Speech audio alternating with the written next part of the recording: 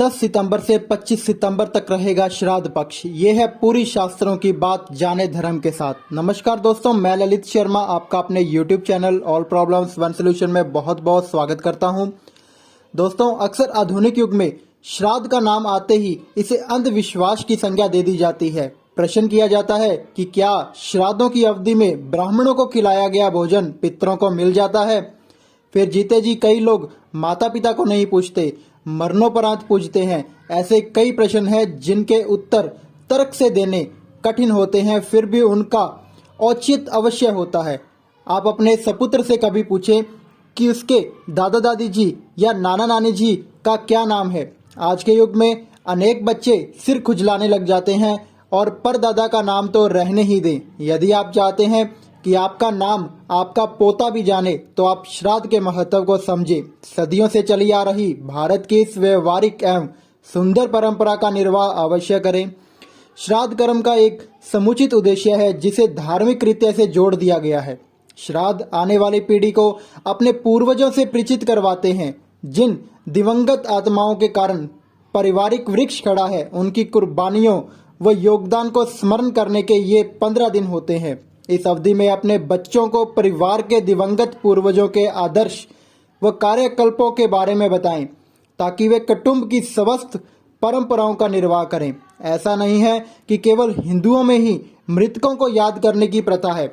ईसाई समाज में भी निधन के 40 दिनों बाद एक रस्म की जाती है जिसमें सामूहिक भोज का आयोजन होता है। इस्लाम में भी 40 दिनों बाद कब्र पर जाकर फतेहा पढ़ने का रिवाज है। बौद्ध धर्म में भी ऐसे कई प्रावधान हैं। तिब्बत में भी इसे तंत्र मंत्र से जोड़ा गया है। पश्चिम समाज में मोमबत्ती प्रज्वलित करके इस प्रथा को मनाया जाता है। दिवंगत प्रियजनों की आत्माओं की तृप्ति, मुक्ति एवं श्रद्धा पूर्वक की गई क्रिया का नाम ही श्राद्ध है। आश्विन मास का कृष्ण पक्ष श्राद्ध के लिए तय है। ज्योतिष दृष्टि से इस अवधि में सूर्य कन्या राशि पर गोचर करता है, इसीलिए इसे कनागत भी कहते हैं। जिनकी मृत्यु तिथि मालूम नहीं है उनका श्राद्ध अमावस को किया जाता है।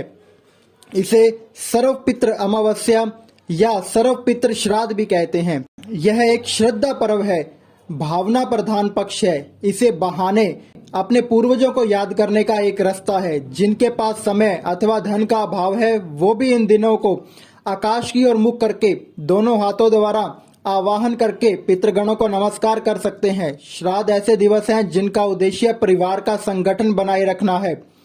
विवाह के अवसरों पर भी पितृ पूजा की जाती है। हमारे समाज में हर सामाजिक व वैज्ञानिक अनुष्ठान को धर्म से जोड़ दिया गया है ताकि परंपराएं चलती रहें।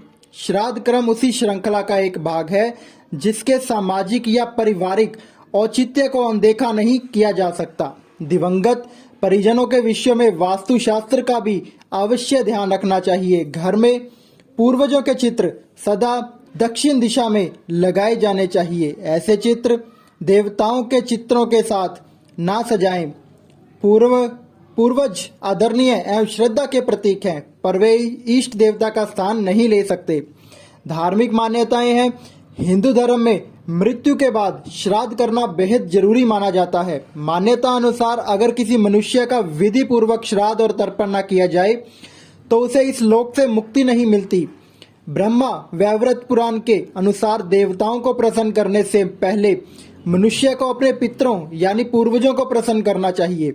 हिंदू ज्योतिषी के अनुसार भी पितृदोष को सबसे जटिल कुंडली दोषों में से एक माना जाता है।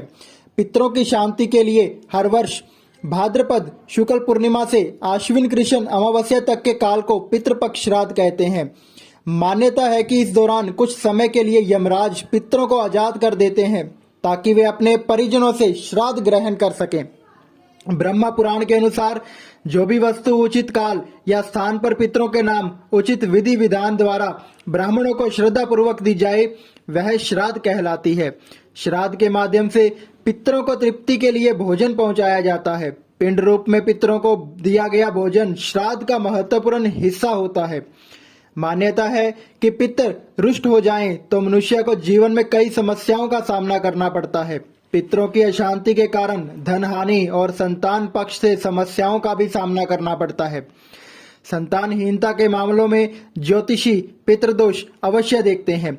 ऐसे लोगों को पितृपक्ष के दौरान श्राद्ध अवश्य करना चाहिए। यह भी मान्यता है कि श्राद्ध ग्रहण करने के लिए हमारे पितृ कोय का रूप धारण कर नियत तिथि पर दोपहर के समय हमारे घर आते हैं। अगर उन्हें श्राद्ध नहीं मिलता तो वे रुष्ट हो जाते हैं। इस कारण श्राद्ध का प्रथम अंश कौओं को दिया जाता है। वैसे तो पितृपक्ष 15 दिन तक चलते हैं, लेकिन पंचांग में ग्रह नक्षत्रों की स्थितियों में परिवर्तन होने से ये कम या बढ़ भी जाते हैं। वर्ष 2022 में श्राद्ध पक्ष 15 दिन ही रहेंगे। इन दिनों श्राद्ध करने की कौन सी तिथियां हैं, आइए जानते हैं। पूर्णिमा श्राद्ध 10 सितंबर, प्रतिपदा श्राद्ध 10 सितंबर, द्वितीय श्राद्ध 11 सितंबर, तृतीय श्राद्ध 12 सितंबर, चतुर्थी श्राद्ध 13 सितंबर, पंचमी श्राद्ध 14 सितंबर, षष्ठी श्राद्ध 15 सितंबर, सप्तमी श्राद्ध 16 सितंबर, अष्टमी श्राद्ध 18 सितंबर, नवमी श्राद्ध 19 सितंबर, दशमी श्राद्ध 20 सितंबर, एकादशी श्राद्ध 21 सितंबर, द्वादशी श्राद्ध 22 सितंबर, त्रयोदशी श्राद्ध 23 सितंबर, चतुर्दशी श्राद्ध 24 सितंबर, अमावस्या श्राद्ध 25 सितंबर। तो दोस्तों, ये थी श्राद्ध से जुड़ी अति महत्वपूर्ण जानकारी। लेकिन यदि आप जानना चाहते हैं कि क्या आपकी कुंडली में भी श्राद्ध दोष, पितृदोष है, तो आप अपनी कुंडली का विश्लेषण जरूर करवाएं और पूरी जानकारी पाएं। और इस पितृदोष से मुक्ति पाने के लिए इन श्राद्ध के दिनों में आप कुछ अति महत्वपूर्ण उपाय भी कर सकते हैं, जिन्हें आप अपनी कुंडली दिखाकर उसके अनुसार उपाय कीजिए, ताकि आपको उसका रिजल्ट्स, उनके परिणाम आपको मिले और आप पितृदोष से मुक्त हो जाएं और आपके पितृ प्रसन्न हो और आपको आशीर्वाद दें और अपना आशीर्वाद सदैव आप पर बनाए रखें और आपके घर में सुख समृद्धि और खुशहाली हमेशा बनी रहे। नमस्कार दोस्तों, जय श्री राम।